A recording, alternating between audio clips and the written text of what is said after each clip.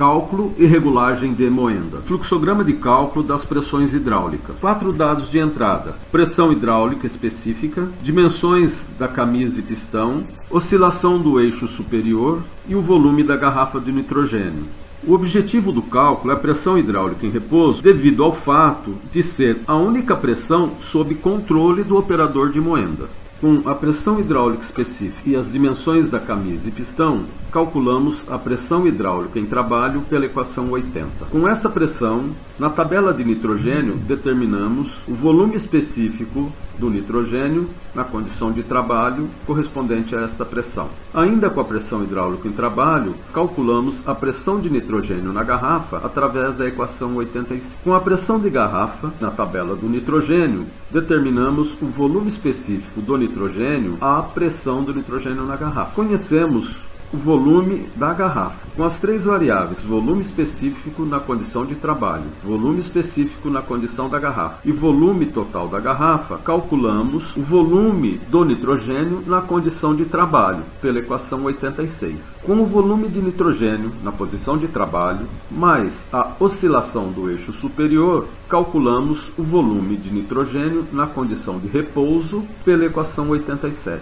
Com o volume de nitrogênio na posição de repouso, mais o volume específico do nitrogênio na condição da garrafa e o volume total da garrafa, calculamos o volume específico do nitrogênio na condição de repouso. Na tabela de nitrogênio, para o volume específico no valor da condição de repouso, determinamos a pressão que corresponde a esse volume específico. Esta é a pressão hidráulica em repouso. Nosso primeiro bloco de cálculo consiste em determinarmos a pressão hidráulica em trabalho pela equação 80. Então nós temos dado de entrada a pressão hidráulica específica e diâmetro da camisa, comprimento da camisa e diâmetro do pistão.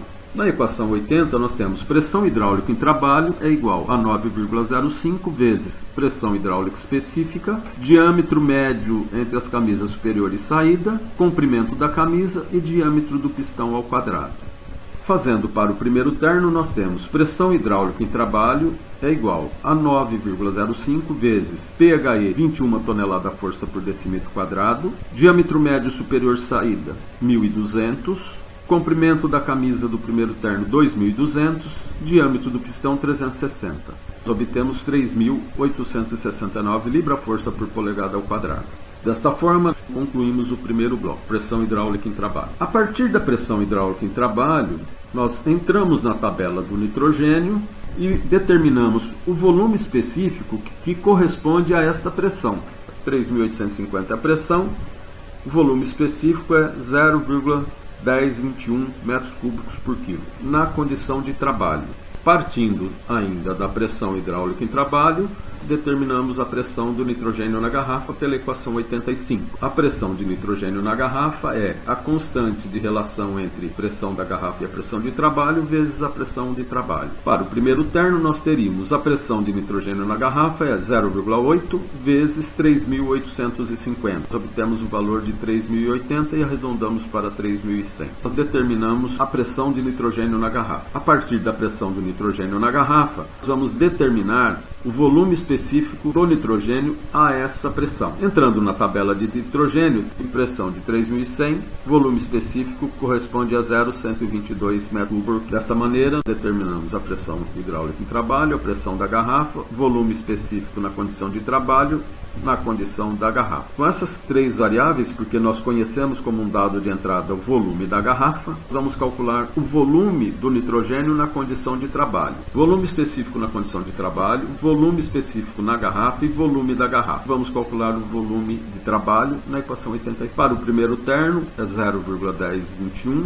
O volume de nitrogênio na garrafa 0,122 e o volume da garrafa 100 litros. Entrando na equação 86, nós temos que o volume em trabalho é igual ao volume do nitrogênio na garrafa vezes o volume específico na condição de trabalho dividido pelo volume específico na garrafa. 100, 0,1021 dividido por 0,122, 83,7 litros. Temos o volume na condição de trabalho, mais a oscilação do eixo superior, nós vamos calcular o volume de nitrogênio na condição de repouso, pela equação 87. Temos oscilação do terno e o volume na condição de trabalho. Calculamos o volume de nitrogênio na condição de repouso, pela equação 87. Temos ainda as dimensões da moenda. A oscilação do primeiro terno 12 mm e o volume na condição de trabalho 83,7. Entrando na equação 87, temos o volume de nitrogênio na condição de repouso é igual ao volume de nitrogênio na condição de trabalho, acrescido do fluxo de óleo que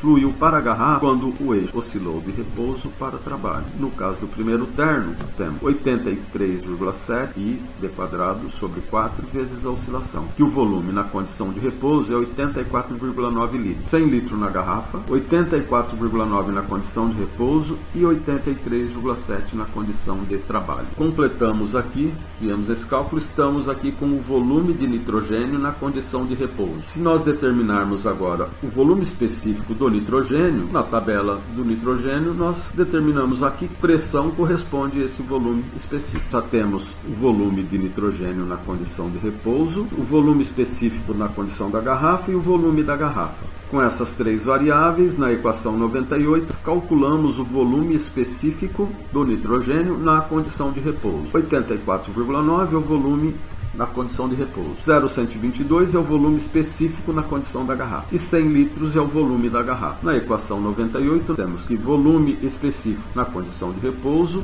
é igual ao volume de nitrogênio em repouso, vezes o volume específico da garrafa, dividido pelo volume da garrafa. Volume na condição de repouso 84,9, volume específico do nitrogênio na garrafa 0,122 e volume da garrafa 100 litros. Temos o volume específico do nitrogênio na condição de repouso igual a 0,1036 metros cúbicos por quilo.